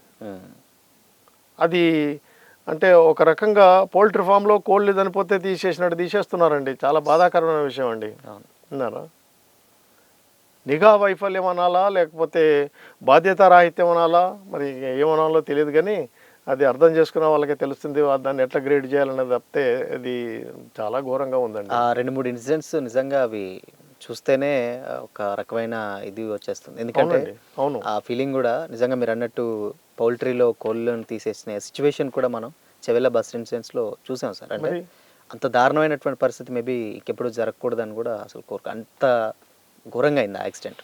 అంటే హైవేస్ మీదనే కాదండి, ఇప్పుడు శంషాబాద్ దగ్గర ఆ మధ్యన నేను అటు వెళ్ళినప్పుడు ఒక చిన్న ఇరుకు రోడ్డు, మట్టి రోడ్డే అది. అక్కడ ఉండే లోకల్ మిత్రుడు ఒక అతను, ఆయన బట్టి నేను వెళ్తూ ఉంటే, సార్ మీరు ఈ రోడ్డు మీద యాక్సిడెంట్ అయితే ఊహిస్తారా అని అన్నాడు. అంటే ఈ రోడ్డు మీద యాక్సిడెంట్ ఎదురుగా మనిషి వస్తే ఆ బండి అనే వెనకెళ్ళాలి, ఈ బండి అనే వెనకెళ్ళాలి, ఒకటే బండి పడుతుంది దానిలో. సో అంత చిన్న రోడ్డు, అంత చిన్న రోడ్డు. ఆ చిన్న రోడ్డు మీద 2 లారీలు కొట్టుకున్నాయండి. 2 లారీలు కొట్టుకుంటే ఆ రోడ్ ఎక్కడికి వెళ్తుందంటే ఇటుక బట్టి దగ్గరికి వెళ్తుంది. నేను ఆ బట్టీల దగ్గర దాకా వెళ్ళలేదు, ఓకే, నేను చూడలేదు. అక్కడ 100 మంది లేబర్ పని చేస్తారు సార్. అక్కడ ఛత్తీస్గఢ్ ఆ ప్రాంతం నుంచి వచ్చిన వాళ్ళు అక్కడ లేబర్ అక్కడే క్యాంప్ ఉంటారు. ప్రతి ఆదివారము వాళ్ళు సంతకెళ్ళి ఆ నెక్స్ట్ వారానికి అవసరమైన సరుకులు కొనుక్కొచ్చుకుంటారు. ఆ సరుకులు కొనుక్కొని రావడానికి ఒక లారీని కిరాయికి అద్దెకు తీసుకుంటారు వాళ్ళు. ఆ లారీ ఒకడు తీసుకెళ్తున్నాడు, ఇంకోటి చేరవేస్తున్నాడు. ఈ 2 వెహికల్స్ నువ్వే వెనకెళ్ళు అని అంటే వాడు వెళ్తాడులే అని స్ట్రీట్గా వచ్చేసరికి కొట్టుకునేసరికి పక్కకు కొంచెం రోడ్డు సరిగా లేదు, కింద పడిపోయినాయి. 9 మంది చచ్చిపోయారండి. అప్పుడు నాకు తెలిసింది ఏంటంటే, మా మిత్రుడు చెప్పింది ఏంటంటే, కలెక్టర్ గారు స్పాట్కి వచ్చారు. వచ్చేసి ఈ లారీల సిస్టంలో పోయేది అవసరం లేదు, ఆర్టీసీ వాళ్ళకి చెప్పి ప్రతి ఆదివారం రోజు 4 బస్సులు వాళ్ళు ఏ టైంకి కావాలంటే ఆ టైంకి ఇక్కడ పెట్టండి బస్సులు, అవి మార్కెట్కి చేరాలి, మళ్ళీ రిటర్న్ ఏ టైంకి రావాలో వాళ్ళకి టైం చెప్పండి, వాళ్ళు వస్తారు, ఇక్కడ చేరవేయండి. సో అంటే ఒక యాక్సిడెంట్ జరిగితేనే కానీ అది మనం చేయలేనటువంటి పరిస్థితిలో ఉంది. ఒక బ్రిడ్జ్ కూలి దాని మీద వాహనం పడిపోతే కానీ బ్రిడ్జ్ మళ్ళీ కట్టాలనేటువంటి పరిస్థితి లేనటువంటి ఇటువంటి నిర్వేదమైనటువంటి అంచనాలు చాలా బాధాకరంగా ఉంటాయండి. పాపం వాళ్ళు కూలికి వచ్చారు, వాళ్ళకి ఏమి లేకనే వచ్చారు, అంత ఊరు అన్నీ వదిలి. సో దాని గురించి పరిశోధన చేయాలంటే ఎవరు చేయాలి, మరి ఎవరికి చెప్పాలి అన్నారా? సో అందుకని వాళ్ళ రేపు సెన్సేషనల్ న్యూస్ దీంట్లో లేదండి. జనసామాన్యులు నష్టపోయినది సెన్సేషనల్ న్యూస్ కాదండి సమాజానికి ఇప్పుడున్న సిచ్యువేషన్లో. దాన్ని మరి ఎట్లా బాగు చేయాలనేటువంటిది మీరు రథసారథులు, మీరు సమాజం వైపు నుంచి బాధ్యత తీసుకొని మీరు నడిపించేటువంటి కోణంలో ఉన్నారు కాబట్టి అది మీరు ఆలోచించి ముందుకు తీసుకెళ్తే బాగుంటుంది అనేటువంటిది నా అభిప్రాయం అన్నారా. సో అందుకని మెషిన్ ఇండస్ట్రీస్లో యాక్సిడెంట్ జరుగుతుంది, ఓసారి అనుకోకుండా పడిపోతాడు, అక్కడ కూడా నెగ్లిజెంట్ యాక్ట్ ఉంటుంది. కానీ అవన్నింటిలో లెక్క చూడరు. యాక్సిడెంట్ అంటే రోడ్ యాక్సిడెంట్ అనేటువంటి పర్యాయ పదం లాగా అయిపోయింది. అండ్ ఇంకోటి ఏంటి సార్, ఇప్పుడు ఈ రోడ్ యాక్సిడెంట్స్ కూడా చాలా వరకు కూడా రోడ్స్ ప్రాపర్గా లేని దగ్గరే అవుతాయి. సో అందుకోసమని రోడ్ యాక్సిడెంట్స్ అవుతున్నాయని కూడా అంటారు. సో దానికి రోడ్డు అదే ఇందాక అనుకున్నాం కదా, రోడ్డు వైశాల్యము, దాని యొక్క విడ్త్, ట్రాఫిక్ ప్రెషర్ అంచనా వేసి దానికి అనుగుణంగా చేయలేకపోతున్నారు. ఇప్పుడు ఇండ్లు కట్టుకోవడానికి మొదలు అనుమతించారు, ఇప్పుడు దాన్ని పెంచాలంటే వానికి కంపెన్సేషన్ ఇవ్వాలంటే 100,000 కోట్లు అవుతుంది. అది ఇవ్వలేరు కాబట్టి నడవని అట్లాగే అనిపిస్తారు అన్నారా. సో ఇదంతా ఏదో ఐవాష్ లాగా ఎవరికి వాళ్ళు దాటవేసే పరిస్థితిలో ఉందేమో. అది అల్టిమేట్గా అది పోలీసు మెడకు చుట్టుకొని పోలీసు వాళ్ళు ఇది చేయట్లేదు అనేటువంటిది. సరైన రోడ్ ఇవ్వనప్పుడు పోలీసు ఏం చేస్తారు, ఒక విషయం చెప్పండి. సో అందుకని అది సంబంధిత వివిధ రకాలైనటువంటి ప్రభుత్వ శాఖలు ఒక వేదిక మీదకి వచ్చేసి అక్కడ ఒక సామరస్యంతో ఇచ్చిపుచ్చుకునే ధోరణితోని ఒక నిర్ణయానికి వచ్చి దాన్ని అమలు చేస్తే బాగా ఉంటుందేమో అన్నటువంటిది ఒక అభిప్రాయం. కానీ దాంట్లో మళ్ళీ ప్రభుత్వ అధికారుల మీద అజమాయిషీ చేసేటువంటి మంత్రివర్గమో ఎమ్మెల్యే ఎవరో వాళ్ళు వచ్చి చేస్తేనే ఇవన్నీ ఒక దగ్గరికి వస్తారు తప్పితే ఇవన్నీ ఒక పోలీసు సబ్ ఇన్స్పెక్టర్ ఉన్నాడండి, ఇన్స్పెక్టర్ ఉన్నాడు, ఒక డిఎస్పీ ఉన్నాడు, ఎగ్జిక్యూటివ్ ఇంజనీర్ మున్సిపల్ కార్పొరేషన్ అతన్ని పిలిచి మీటింగ్ ఉన్నదంటే ఐఎమ్ బిజీ టుడే అని అంటాడు. ఏం చేస్తారు అతన్ని? ఒక విషయం చెప్పారు, వై యు ఆర్ బిజీ అని అడగలేడు కదా, హౌ యు ఆర్ బిజీ అని అడగలేడు కదా, ఉన్నారా? అట్లాగే ఎలక్ట్రిసిటీ కేబుల్స్, ఎలక్ట్రిసిటీ డిపార్ట్మెంట్ వాళ్ళు ఉన్నారు. ఇంతమందిని అనుసంధానంగా చేయడానికి ఒక వేదిక కావాలి. ఆ వేదిక అంటే అది ప్రభుత్వం వైపు నుంచే రావాలనేటువంటిది నా అభిప్రాయము. వాళ్ళ వర్క్ నుంచి వస్తేనే వర్క్ జరుగుతూ ఉంటుంది. అంతే కదా, వాళ్ళకు ప్రభుత్వ ప్రతినిధి అతను. ఒక మంత్రి గారు ఉన్నారంటే ఆయన ప్రభుత్వ ప్రతినిధి. ఆ మంత్రి గారు ఆ శాఖ అధిపతికి చెప్తాడు, మీ వాళ్ళని పంపించండి, నేను ఐఎమ్ ప్రిసైడింగ్ ఏ మీటింగ్ అని చెప్పేసి. ఉన్నారా? అప్పుడు ఆయన బిజీ అని మంత్రి గారికి జవాబు ఇవ్వలేరు కదా. అవును. సో ఇంకొక విషయం ఏంటంటే సార్, దీంట్లో ఇప్పుడు మనకు అమీర్పేట్ లాంటి ఏరియాస్ ఉన్నాయి సార్. ఆ ఏరియాలో చాలామంది ఆ రోడ్ మీద షాప్స్ పెడతారు అండ్ విపరీతమైనటువంటి ట్రాఫిక్ కూడా ఉంటుంది. ఈవెన్ అంత పెద్ద రోడ్స్ ఉన్నా కానీ ఈవెన్ ఆ సగం వరకు వీళ్ళతోటి అది నిండిపోతుంది అండ్ అక్కడ చాలా ట్రాఫిక్ ఉంటుంది అండ్ మాల్స్ ఎస్పెషల్లీ. సో అలాంటి ఏరియాస్ ఉన్నప్పుడు రోడ్స్ ఎలా డిజైన్ చేస్తే బాగుంటుంది అనుకోవచ్చు? డిజైన్ కాదండి దాన్ని, అది మంచి ప్రశ్న మీరు వేసింది. ఒక అమీర్పేట కాదు, దిల్సుఖ్ నగర్, దిల్సుఖ్ నగర్, అమీర్పేట్ ఇలాంటి కొన్ని ప్రాంతాలు ఉన్నాయి మనకు. అంటే అతను చిన్న షాప్ పెట్టుకోవాలనుకోండి, తోపుడు బండి చేసుకున్న మున్సిపల్ కార్పొరేషన్ నుంచి పర్మిషన్ తీసుకోవాలి. మున్సిపాలిటీ వాళ్ళు ఏం చూస్తారు, ఇది ట్రాఫిక్కు అంతరాయం కలుగుతుందా అనేటువంటిది వాళ్ళకి కాకుండా మన కార్పొరేషన్కి ఎంత ఆదాయం వస్తుంది అనేటువంటిది చూస్తారు వాళ్ళు. ఉన్నారా? ఓకే. నేను లైసెన్స్ తీసుకున్న మున్సిపాలిటీ నుంచి అని అతను అంటాడు.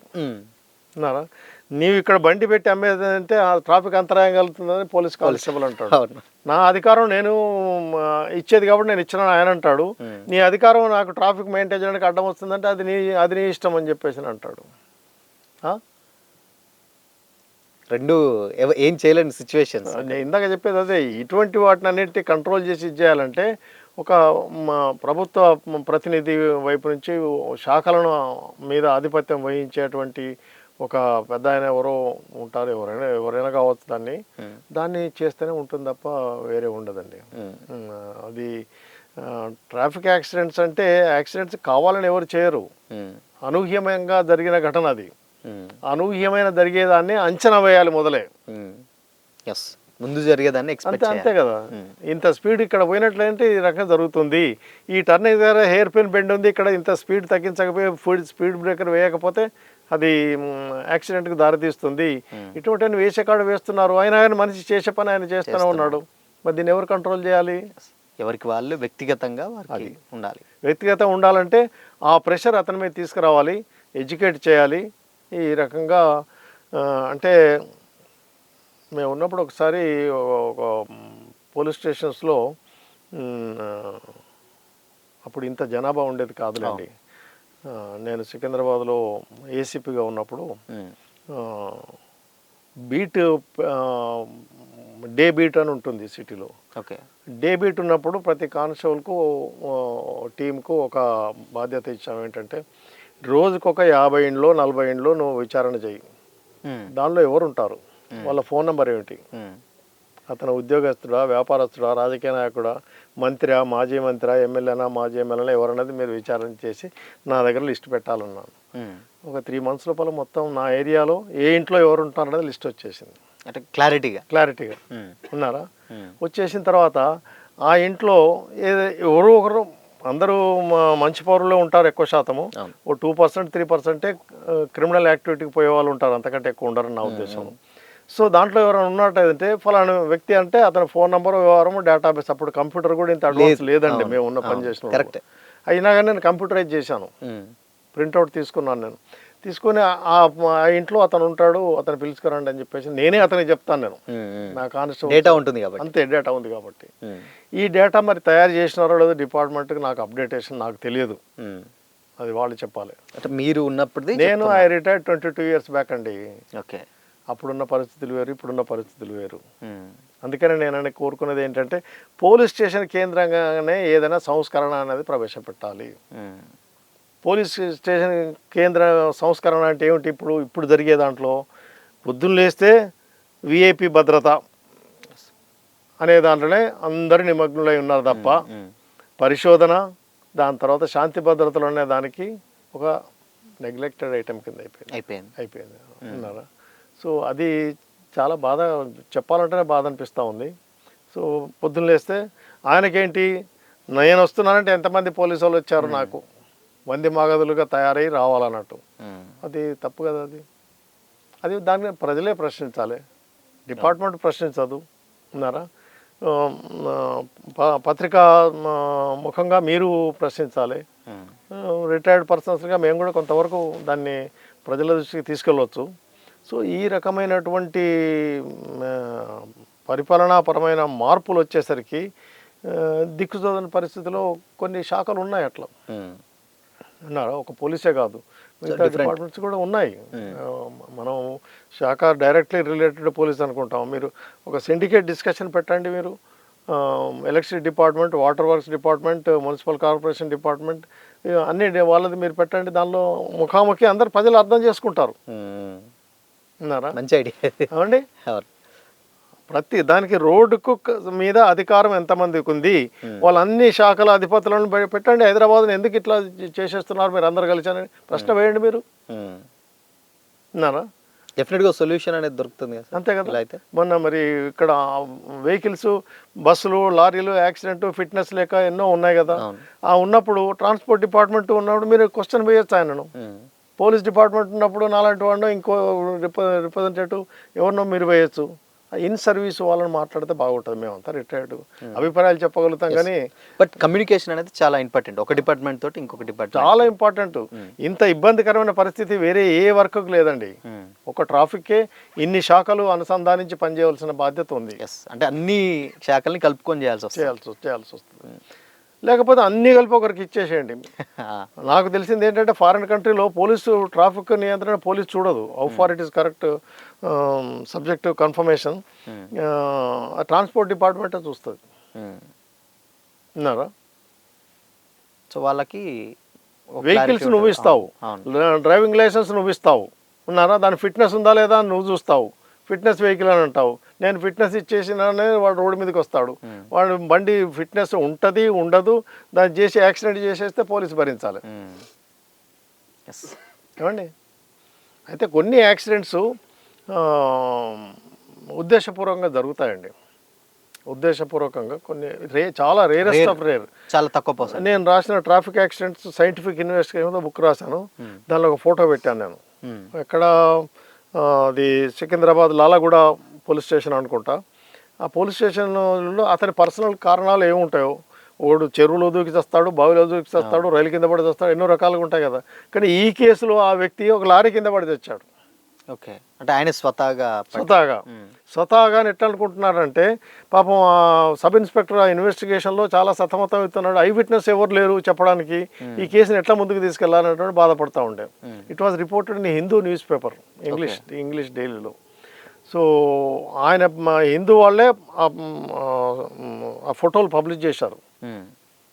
ఆ చనిపోయిన వ్యక్తి మొదలు ఎక్కడుండే మన సర్వేలెన్స్ కెమెరాస్ రోడ్డు మీద పెట్టినే రికార్డ్ చేసింది అన్నట్టు. ఓకే, దాంతోనే దాన్ని సైంటిఫిక్ ఎవిడెన్స్ కింద తీసుకొని కేసు క్లోజ్ చేశాడు.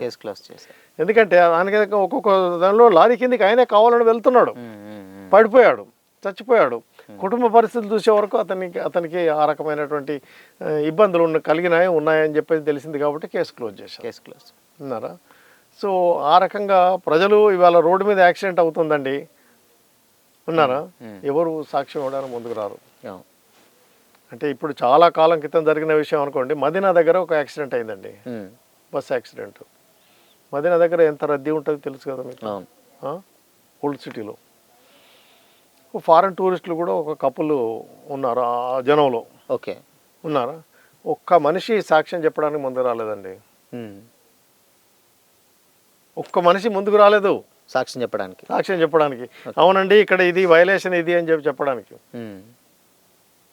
అంతమంది ఉన్నా కానీ ఏమో నాకు తెలియదు అండి. అంతమందిని వాళ్ళు రావాలా తప్పితే, వాలంటీర్ చేయాలా తప్పితే గుర్తుపట్టి నువ్వు ఉంటివి అక్కడ అని ఎవరు అడగలుగుతారు? ఎవరు అడగలేరు. ఉన్నారా, సో ఆ ఫారెన్ కపుల్ వాళ్ళు స్టే ఎక్స్టెండ్ చేసుకొని కోర్టులో సాక్ష్యం చెప్పి వెళ్ళిపోయినారండి. గ్రేట్. అంటే నేను ఇవన్నీ ఎందుకు చెప్తున్నానంటే, మనకు సమాజం పట్ల బాధ్యత లేదు, మన దేశం పట్ల బాధ్యత లేదు, నీ కుటుంబం పట్ల బాధ్యత లేదు. వ్యక్తిగతంగా నేను ఎంత సంపాదించాను, ఎన్ని వెహికల్స్ కొన్నాను అనేది తప్ప, నీ ధోరణి తప్ప వేరే లేకపోతే ఈ సమాజాన్ని పరిపాలన ఎవరు కంట్రోల్ చేయాలండి? ఫారినర్స్ మాత్రం చెప్పారు కానీ మన ఇండియన్స్ ఎవరు చెప్పలేదు. అంతే కదా, ఇది యథార్థంగా జరిగిన ఘటన చెప్తున్నాను నేను. ఎప్పుడు సార్, ఎప్పుడు జరిగి ఉండొచ్చు? ఇప్పుడు మేబీ 90s ఉన్నారా. సో ఈ రకంగా ఉన్నట్లేదంటే సమాజాన్ని పోలరైజేషన్ చేసేటువంటి యాక్టివిటీ జరుగుతూ ఉంది. ఈ సెక్టు ఆ సెక్టు ట్రేడ్ యూనియన్లు, ఈ యూనియన్లు ఆ యూనియన్లు అనేటువంటిది ఎవరికి వాళ్ళు ట్రేడ్ యూనియన్లు అనేటువంటి దానిలో పోతున్నారు తప్పితే మనం అందరం కలిసి హైదరాబాద్ని ఎట్లా డెవలప్ చేద్దాం అనేటువంటిది ఆ ధోరణి ఎవరికి ఉంది చెప్పండి? మూల కారణం అది యాక్సిడెంట్కు. ఓకే. మీరు ఎన్ని రోడ్లు వేయండి, ఎన్ని సిగ్నల్స్ పెట్టండి, ఈ మైండ్ సెట్ మారినంత వరకు దాన్ని టోటల్గా కంట్రోల్ చేసినామని ఎవరు చెప్పలేరు, కంట్రోల్ చేయడం సాధ్యం కూడా కాదు. సో సిగ్నల్స్ విషయానికి వస్తే సార్, సిగ్నల్స్ కొన్ని ఏరియాస్లలో అంటే కొన్ని చాలా ట్రాఫిక్ ఉన్న ఏరియాస్లలో కూడా సిగ్నల్స్ ఉండవు అని అంటారు. బట్ సిగ్నల్స్ ఎంతవరకు ఇంపాక్ట్ చూపిస్తాయి అంటే ట్రాఫిక్ అంటే దీనిలో చేయడానికి? ప్రాక్టికల్గా నేను ఆ డిపార్ట్మెంట్లో పనిచేయకున్నా కానీ నేను శాఖాపరంగా విన్నది ఏంటంటే, ఇప్పుడు సిగ్నల్స్ అవసరం ఉంటుందండి. ఆ డిప్యూటీ కమిషనర్ గారు ఎవరో కావాలని అంటారు, దాని బడ్జెట్ కావాలి కదా. అగైన్ ఈ has to refer to municipal corporation. ఇప్పుడు ఫండ్స్ లేవని అంటారు. ప్రజలు పోలీసు పెట్టట్లేదు సిగ్నల్స్ అని ప్రజలు ఉన్నారా? ఈ అంతర్లీనంగా ఉండేటువంటి ఈ వ్యవస్థ తెలియదు, ఈ ఇబ్బందులు అందరికీ తెలియదు ఇవన్నీ ఉన్నారా. అందుకనే ఈ సబ్జెక్ట్ వచ్చేసినప్పుడు ఎవరికో ఒకరికే అధికారం ఇచ్చేసి you are accountable for it. Signaling అనుకోండి, బడ్జెట్ అనుకోండి, రోడ్ లేయింగ్ అనుకోండి, రోడ్ ప్లానింగ్ అనుకోండి, టౌన్ ప్లానింగ్, దీనికి వరకు ఇంకోరు ఇంటర్ఫేర్ కావడానికి వీల్లేదు as far as road is concern అనేటువంటిది ఒకరికి ఇచ్చేసి you are accountable for this అనండి. ఒకరి బాధ్యత అప్పిస్తే బాగుంటుంది. అంతే కదా. ఇప్పుడు ఎలక్ట్రిసిటీ వాళ్ళు కేబుల్ అడ్డం వేస్తున్నారు, అక్కడ కనెక్షన్ ఇవ్వాలని అంటారు, వాళ్ళ పని వాళ్ళు చేస్తున్నారు కావచ్చు, ఎవరిని తప్పుపట్టడానికి కాదు మన చర్చ. కానీ అక్కడికి నువ్వు వచ్చేసి పోలీసుల నుంచి ఎన్ఓసి తీసుకో, ఇక్కడ ఈ రోడ్డు తవ్వేటువంటి పని జరుగుతున్నది, వీళ్ళ అవసరం ఇట్లా ఉంది, దానికి ప్రత్యామ్నాయమైన ఏర్పాట్లు ఏం చేయాలనేటువంటిది పోలీస్ అధికారులు చేయగలుగుతారు. అప్పుడు అంతే కదా, క్లారిటీ ఉంటుంది. అంతే క్లారిటీ ఉంటుంది. సో ఈ రకంగా ఆ రోడ్ అనే విషయానికి ఒక్క పర్సన్ ఒక శాఖ రెస్పాన్సిబుల్ అనేది పెడితే బాగా ఉంటుంది. అది సాధ్యమయ్యే విషయం కాదు. సో ఎలా చేయొచ్చు సార్ దీన్ని? ఎలా అంటే ఇట్లాగే మనుషులు చేస్తూనే ఉంటారు, పంచనామాలు జరుగుతూనే ఉంటాయి విన్నారా. దాని తర్వాత అర్థనాదాలు వింటూనే ఉంటారు, మావాడు చనిపోయినాడని. సో ఈ రకంగా మరి మనం ఇప్పుడైతే జరుగుతున్న దాన్ని బట్టి చెప్తున్నాను నేను. వాళ్ళ పాలకుల శైలి ఎలా ఉందో నాకు తెలియదు, బట్ ఇప్పటి వరకు అయితే జరిగేది అట్లాగే జరుగుతుంది కదా, అట్లాగే పోతుంది కదా ఇప్పుడు. సో దాని గురించి బాధ్యత వహించే రకంగా, ఒక అవేర్నెస్ తీసుకొచ్చే రకంగా, ఒక బ్రెయిన్ స్టార్మింగ్ ఇంటర్వ్యూస్, వ్యవహారము, శైలి, ప్రచారంలోకి తీసుకెళ్తే బాగా ఉంటుంది. అసలు ఇంతవరకు ట్రాఫిక్ యొక్క అవలక్షణాలు ఏమిటి, ఎందుకు జరుగుతున్నది అనేటువంటిది స్కూల్స్, కాలేజెస్లో లేదు. అవేర్నెస్ లేదనుకోవచ్చు. అవేర్నెస్ లేదు ఉన్నారా. సో అంటే స్కూల్ పిల్లల నుంచి వెళ్ళి మనకు ఒక అంతే చెప్తే, స్కూల్ నుంచి కాలేజ్ మనకు చట్టం పరంగా కూడా ఒకటి ఏంటంటే, వెహికల్ స్పీడ్ ఎంత ఉండాలని పెడతాం మనం అన్నారా. తర్వాత వెహికల్ ఈ రకంగా వెళ్ళాలి, ఈ లేన్లో వెళ్ళాలి, లెఫ్ట్ సైడ్ వెళ్ళాలని పెడతాం మనం. అసలు చట్టానికి అందుబాటులో లేనటువంటి కొన్ని రోడ్డు మీద తిరుగుతూ ఉంటాయి. పశువులు అనుకోండి, దానికి డ్రైవర్ ఉంటాడా? దానికి ఉండడు ఉన్నారా. ఎడ్ల బండి ఉంటుంది, దానికి మనిషి తోలడానికి ఉన్నా కానీ ఆయన కంట్రోల్లో ఉంటాయి ఆ పశువులు ఎప్పటికీ.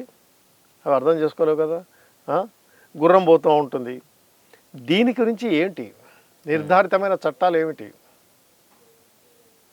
వాళ్ళు? అందుకనే పెద్ద పెద్ద సిటీస్లో ఏం చేస్తారు, bullock carts are prohibited on this. ఇప్పుడు మనము రింగ్ రోడ్కి వెళ్తామండి, 2 wheelers 3 wheelers autos are prohibited అంటారు, ఓన్లీ 4 వీలర్స్ అని అంటారు ఉన్నారా. సో అటువంటిది వీటికి కూడా జనసామాన్యులకు సదుపాయం క్రియేట్ చేయడానికి అని చెప్పేసి దీని గురించి ఆలోచించవలసిన అవసరం ఉంది అనేటువంటిది నా అభిప్రాయం అండి. అది అందుకని ఇది మెయిన్గా ప్రజల్లో అవేర్నెస్ తీసుకురావడంతోనే కంట్రోల్ చేస్తాం. ప్రజలు అంటే ఒక వెహికల్ తీసుకొని రోడ్డు మీదకి వచ్చే వ్యక్తి, ఒక నడిచిపోయి రోడ్డు మీదకి వెళ్ళే వ్యక్తి, ఆయన బాధ్యత ఏమిటనేది గుర్తించేంత వరకు జరుగుతూనే ఉంటుంది. ఇంకోటి ఏంటంటే, మీరు చూస్తూనే ఉంటారు, విభిన్నమైన పాత్రల్లో ఒక అతనే యాక్ట్ చేస్తాడు. మీరే ఉన్నారనుకోండి, మీరు నడిచి వెళ్తున్నారు, ఎవడో సైకిల్ అతను ఎవడో మిమ్మల్ని తాకించుకుంటూ వెళ్తాడు, మీరు కింద పడి మళ్ళీ లేస్తారు ఉన్నారా.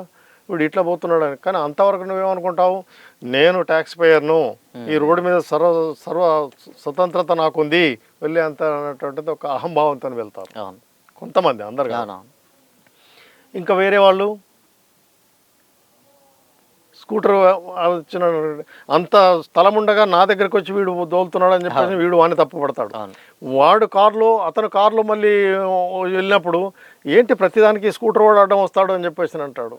అంటే ఎంతసేపు ఆయన సదుపాయము, ఆయన వ్యవహారము సజావుగా సాగాలనే ఆలోచన ధోరణే తప్పే అసలు చట్టం ఏంది, సదుపాయం ఏంది, నేను ఏ రకంగా చేయాలి, ఎట్లా ఉండాలి అనేటువంటిది నా బాధ్యత, అది అతని బాధ్యత, ఇది నా బాధ్యత అనేటువంటిది ఒక డివైడింగ్ ది రెస్పాన్సిబిలిటీస్ అనేటువంటి షేరింగ్ రెస్పాన్సిబిలిటీ అనే ధోరణి లేదు. విన్నారా? తర్వాత గూడ్స్ ట్రాన్స్పోర్ట్ ఉందండి, దానికి లోపలికి రావడానికి కొన్ని టైమింగ్స్ ఉంటాయి, మార్నింగ్ ఆర్ నైట్ అట్లా అవి ఉంటాయి. అది అయిపోయిన తర్వాత అతను వస్తాడు, వచ్చి మళ్ళీ నాకు ఇక్కడ అన్లోడ్ చేయకపోయినట్టు అంటే మళ్ళీ వన్ డే నేను ఇక్కడ ఉండాలి అన్లోడింగ్కు, అందుకని వచ్చేసి వెళ్ళిపోతాను అంటాడు. ఆయన ఇష్టం అన్నట్టు, అంతే. రాంగ్ సైడ్లో వెళ్తాడు. మీరు రోడ్డు మీద జరిగే విన్యాసాల విజువల్ తీయండి, మీరు అన్నీ కనబడతాయి. ఇవి ఎవ్వరికి చెప్పే అవసరం లేదండి, అన్నీ అందరికీ తెలిసినాయే. విన్నారా? అనామకుడు, చదువుకోని వ్యక్తి, అందరికీ అర్థమైన విషయాలే చూస్తూ ఉంటారు. కానీ ఈ పని ఇది చేయాలి నువ్వు అని చేయి పట్టుకొని తీసుకొచ్చేసి రోడ్డు మీద నిలబెట్టేటువంటి వ్యక్తి ఇప్పుడు రాజకీయ నాయకులు లేకపోతే మంత్రులు దాని నుంచి లేరు కాబట్టి అందరూ అశక్తులై ఉన్నారు. అంటే నేను వాళ్ళని ఏదో టార్గెట్ చేసి మాట్లాడినట్టు కాదండి, మనం యథార్థమైన విషయాలు మాట్లాడుకున్న వాళ్ళని ఉద్దేశం అంతే తప్ప వేరే ఏం లేదు. అది వెనకటి రోజులలో ఇంగ్లీష్ వాడు ఎట్లాగంటే వీళ్ళందరూ నాకు బానిసలుగా ఉంటే సరిపోతుంది అనేటువంటి ధోరణి వాడిది ఉండేది కాబట్టి, నా ఆధిపత్యానికి అధికారానికి అడ్డు రాకుండా ఉండేంత చాలానే ఉన్నది కాబట్టి మనము 70-75 ఏళ్ళు దాటిపోయిన స్వతంత్రంలో కూడా ఇప్పటికీ కొన్ని అవే వాసనలతో పోతున్నారు మన పాలకులు అనుకోండి, లేకపోతే ఇంకెవరైనా. అంతే తప్ప అప్డేట్ అనేది కావాలి, అది చేంజ్ అనేది కావాలి ఆలోచన విధానంలో. విన్నారా? సో ఆ చేంజ్ రానంత వరకు అందరిలో రావాలి, ఒక్కరిలోనే నేను చెప్పడం కాదు, పౌరుల్లో రావాలి, ప్రభుత్వ శాఖలలో రావాలి, దాని తర్వాత పరిపాలనా విధానం బాధ్యతలు నిర్వహించేటువంటి రాజకీయ పార్టీలు అనుకోండి, ఏదైనా దాని గురించి అన్నటువంటి. ఇంతెందుకంటే మనం పొద్దున్న లేస్తే మరి మొన్నటి గ్రామ పంచాయతీ ఎలక్షన్లో చూసినా కానీ నాకు ఈ పార్టీ ఆ పార్టీ అనేది నాకు సంబంధం లేదు, కానీ ఒక్కొక్క ఓటుకి ఇంత పంచారని మనం వార్త తెలిసింది. మరి చట్టం ఒప్పనప్పుడు ఎట్లా జరుగుతుందండి? ఎవరు పంచుతున్నారు? పోలీసు వాళ్ళు వచ్చి పంచుతున్నారా, లేకపోతే మున్సిపల్ ఇంజనీర్ పంచుతున్నారా? మరి ఎందుకు? అక్కడ వ్యవస్థను తప్పుతో పట్టించేటువంటి వ్యవహారం అక్కడ జరుగుతుంది కాబట్టి దాని తర్వాత ఇక్కడ జరుగుతూ ఉంది. మూలాల్లోకి వెళ్ళి మాట్లాడుకుంటే ఇవన్నీ మనకు బోధపడతాయండి. అంతేగాని ఏదో ఒక వ్యవస్థను మనం తప్పు పట్టడం నా ఉద్దేశం కాదు, పట్టకూడదు కూడా అట్లా. అంటే వ్యక్తులే వ్యవస్థని అలా అలవాటు చేస్తున్నారని కూడా అనుకోవచ్చు. అవును. ఇప్పుడు ఎలక్షన్స్ చూస్తే మీరు అన్నట్టు కరెక్టే, చాలా మంది ఇచ్చారు. అంటే మనం అనుకున్న ట్రాఫిక్ వ్యవస్థకు ఎలక్షన్కి ఏం సంబంధం మీరు అనుకోవచ్చు, ఉన్నారా? అట్లా అనుకోవచ్చు. కానీ రేపు అతనే పాలకుడు అవుతున్నాడు కదా, పాలకుడై శాఖలను నియంత్రిస్తున్నాడు కదా. కరెక్ట్. మరి ఆయన ఆలోచన విధానం ఎలా ఉంటుంది చెప్పండి, మరి చెప్పండి. ఉన్నారా? సో ఇవన్నీ ప్రోటోకాల్స్, వ్యవహారము, క్రమశిక్షణ, డిసిప్లిన్, ట్రాన్స్ఫర్స్ అన్నిటికీ they have their own play. So భవిష్యత్తులో ఇన్ కేస్ ఈ ట్రాఫిక్ యాక్సిడెంట్స్ కావచ్చు, ట్రాఫిక్ ఎక్కువ హెవీ పెరగకుండా ఉండడానికి సింపుల్గా రీజన్ అంటే ఏదన్నా సొల్యూషన్ చెప్పాలంటే ఏం చెప్తారు సార్? ఇప్పుడు మనం రోడ్ల మీద చేసేటి సెంట్రల్ గవర్నమెంట్ కానీ స్టేట్ గవర్నమెంట్ కానీ రోడ్లు విశాలం చేయడం, metro, state highways, national highways చాలా చేస్తున్నారండి. పేపర్లో చూస్తున్నాం కదా మనం, చాలా చేస్తున్నాం. ఇప్పుడు వచ్చే కాలనీస్, ఎక్స్టెండ్ సిటీస్ రోడ్లు విశాలం బాగానే ప్లాన్ ఇప్పుడు చేస్తున్నారు. ఇదివరకు అయిందలో జనసమ్మర్దం అంతా ఇక్కడ ఉంది కాబట్టి యాక్సిడెంట్స్ ఇక్కడ జరుగుతున్నాయి కాబట్టి దానికి మనము ఆ పని అది జరుగుతూనే ఉంటుంది సజావుగా, దాన్ని ఎవరు ఆపే అవసరం లేదు, మనం ఆపలేము. కానీ only our focus should be on the mind set of the driver, vehicle owner. అతన్ని మార్చనంత వరకు మీరు ఎన్ని గ్లాస్ రోడ్ చేసినా దాని లాభం లేదండి. ఒక మాటలో మీరు అడిగారు కాబట్టి ఒక్క మాటలో ఒక వెహికల్ యజమాని ఎవరైతే ఉంటారో, లేకపోతే పాదచారి ఎవరైతే ఉంటారో, ఒక సైకిల్ మీద రోడ్డు మీద వాడే వ్యక్తి ఎవరైతే ఉంటారో, అంటే పౌరుని యొక్క మైండ్ సెట్ మనం మార్చినంత వరకు నువ్వు ఏ హోదాలోనైనా రావచ్చు, కానీ రోడ్డు మీదకి వచ్చినప్పుడు ఈ జాగ్రత్తలు తీసుకోవాలి, ఈ బాధ్యతలు నిర్వహించాలి, దీన్ని విస్మరించకూడదు అనేటువంటి ఒక బ్రెయిన్ స్టార్మింగ్ సెషన్స్ ఎక్కడంటే అక్కడ జరిగి ఊరూరా ప్రచారం జరగనంత వరకు ఇలాంటి తప్పదు. పోతున్నారు. ఇప్పుడు మీకు హత్యలు జరిగినాయి అనుకోండి, మీరే చెప్తారు హత్యాకాండ ఇదంతా పోలీసు ఏం చేస్తుంది, శాంతి భద్రతలు లేవు, భంగం ఉన్నాడు. ఇప్పుడు ఇంతమంది వస్తున్నారు, ఇంతమంది వస్తుంటే భావోద్వేగానికి ప్రజలు గురి కావట్లేదు, మీరు గురి కావట్లేదు, ఉన్నారా? అరే ఇంతమంది వస్తున్నారు ఏమిటి ఎక్కడ పొరపాటు జరుగుతుంది అనేటువంటిది విషయం లేదు. అందుకనే తీసుకెళ్ళి పంచనామాలు చేసేస్తున్నారు పోలీసు వాళ్ళు. దాని తర్వాత మళ్ళీ రోడ్డు ట్రాఫిక్ రెస్టోర్ చేస్తున్నారు. మళ్ళీ అందరూ ఎప్పటి దానిలాగానే వెళ్తున్నారు. ఇప్పుడు another point affecting point for accidents is liquor, yes, intoxication. ఉన్నారా రోడ్డు మీదనే లిక్కర్ షాప్స్ పెడితే ఎట్లా చెప్పండి? అవును, చాలా ఉంటాయి మన మెయిన్ రోడ్ మీద వెళ్తాయి కదా. సో అది కొంతమంది టీవీలో నేను చూశాను, పౌరులు అడిగారు, నువ్వు రోడ్డు మీద పెడతావు, పర్మిట్ రూమ్ తాగమని అంటాడు వాడు, నేను తాగి రోడ్డు మీదకి వస్తే ఊదమని పోలీస్ అంటాడు అన్నాడు. సోషల్ మీడియాలో వైరల్ అయింది. అదే ఏదో ఒక్కడ ఒక విజువల్ చూసినట్టు గుర్తుంది. సో ఇది ఏమిటి అని అంటే నీవు డిసైడ్ చేసుకోవాలి. ఇక్కడ పోలీసు ఊదడం అనే బ్రీత్ అనలైజర్ పెట్టి చేయడం ఆయన డ్యూటీ, అంతే, ఆయన తప్పు పట్టలేం మనం. విన్నారా? పర్మిట్ రూమ్స్ పెట్టడం అనేటువంటిది చట్టవిరుద్ధం. ఎప్పుడో ఒకప్పుడు వెనకడ పెట్టారో దాని పర్మిట్ రూమ్ అనేటువంటి ఒక వాడుక పదం అట్లా జరిగిపోతుంది అన్నట్టు. కానీ రోడ్డు మీదనే పెట్టేసి రోడ్డుకి ఇన్ని కిలోమీటర్లు ఇన్ని గజాల దూరం లోపల ఉండాలని చట్టం ఉంది. ఆ చట్టం ఉంటే నాకు ఒక 4-5 years బ్యాక్ పేపర్లో చూసినట్టు గుర్తు నాకు. ఆయన ఏం చేశాడు, ఎన్ని గజాల దూరంలో ఉండాలంటే ఇప్పుడు మీరు కూర్చున్న చోట వైన్ షాప్ ఉందనుకోండి, వైన్ షాప్ ఉంటే ఇక్కడికి రావాలంటే ఇది రోడ్ అనుకోండి, రోడ్డు 100 గజాలు పోతే మీ వైన్ షాప్కి వస్తాము. అట్లా కాకుండా ఇట్లా రోడ్ పక్క కాదు, దాన్ని మనం తిరుమల దేవస్థానానికి వెళ్తే కదా క్యూ సిస్టమ్ ఎంక్లోజర్స్ ఉంటాయి కదా, ఆ ఎంక్లోజర్స్ పెట్టేసి సో ఇతను రోడ్ నుంచి ఇన్ని దారి వచ్చేసినాడు. ఎక్కడికి వచ్చినాడు? మళ్ళీ అదే 100 గజాల దూరంలో ఉన్న దానికి వచ్చినాడు. ఏంది ఇది? ఎవరిని ఫూల్ చేస్తున్నారండి? ఏమండి? కరెక్ట్. సో అందుకని మరి ఇవన్నీ లోపాలు ఇన్ని పెట్టుకొని యాక్సిడెంట్స్ జరుగుతున్నాయంటే మరి ఆయన మందు తాగాలనుకున్నాడు, తాగుతున్నాడు, రోడ్డు మీదకి రావాలన్నాడు, వస్తున్నాడు, ఫాస్ట్ స్పీడ్గా డ్రైవ్ చేయాలనుకున్నాడు, చేస్తున్నాడు. బట్ దానికి ఒక అడ్డు అదుపు లేకుండా పోతుంది. అడ్డు అదుపు అంటే ప్రతి మనిషికి పోలీసు ఉండలేడు కదా.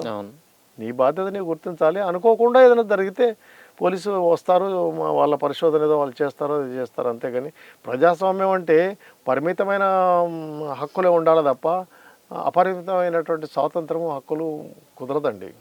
అందులో అది మనది చాలా దేశ భద్రత పట్ల, దేశ భవిష్యత్తు భద్రత బాధ్యత దాని పట్ల అవగాహన ఉన్న పౌర సమాజం ఉన్నట్లేదంటే పర్వాలేదు, వాళ్ళకి వాళ్ళే ఆలోచించుకుంటారు. మనది లేదు కదా అట్లా. ఇప్పటికీ ఆదివాసులు అడవిలో ఉన్నారు, వాళ్ళ దగ్గర ఉన్న క్రమశిక్షణ మన దగ్గర లేదు.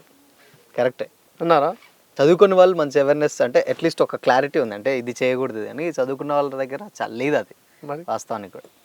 అట్లా వాళ్ళు పాపం ఎక్కడనో అడవికి పరిమితమైపోయి ఉన్నా కానీ వాళ్ళ దగ్గర ఉన్న, నేను అడవి ప్రాంతాల్లో కూడా ఉద్యోగం చేశానండి నేను. అందుకని అది చూశాను కాబట్టి నేను చాలా ప్రభావితం అయినా. వాళ్ళ డిసిప్లిన్, వ్యవహారము, కట్టుబాట్లు అవన్నీ అన్నారు. సో చాలా హర్షించదగిన విషయం వాళ్ళ జీవన విధానం. కానీ సిటీ పీపుల్స్తో పోలిస్తే ఏమండి, సిటీలో ఉన్న పీపుల్స్తో పోలిస్తే సిటీలో మరి వాళ్ళకి అది లేదు. మరి మనం ఏం చేస్తాం? మరి లేదంటే మనం ఏం చేయలేము. పాలకులే చట్టం ఉంది కదా అని చేయడం కాకుండా పాలకులే దానికి బాధ్యత వహించేసి, మీరు ప్రజా సంక్షేమం గురించి మీరు మాట్లాడుతున్నారు, శాంతి భద్రత గురించి మీరు కూడా మీ పాత్రను పోషిస్తున్నారు కాబట్టి అందరూ అనుసంధానంతో తీసుకొచ్చేసి ఒక ప్రభుత్వం మీద ఒక బాధ్యత పెట్టాలి, ప్రజలకు కూడా ఒక బాధ్యతను గుర్తు చేయాలనేటువంటిది నా ఆలోచన అండి. Thank you sir, thank you so much. And పిలవగానే ఇన్ని విషయాలు చెప్పారు. సో ఇది వాళ్ళ స్పెషల్ ఇంటర్వ్యూ. మరో ఇంటర్వ్యూతో మళ్ళీ కలుద్దాం. Until then keep watching. This is Shyam signing of.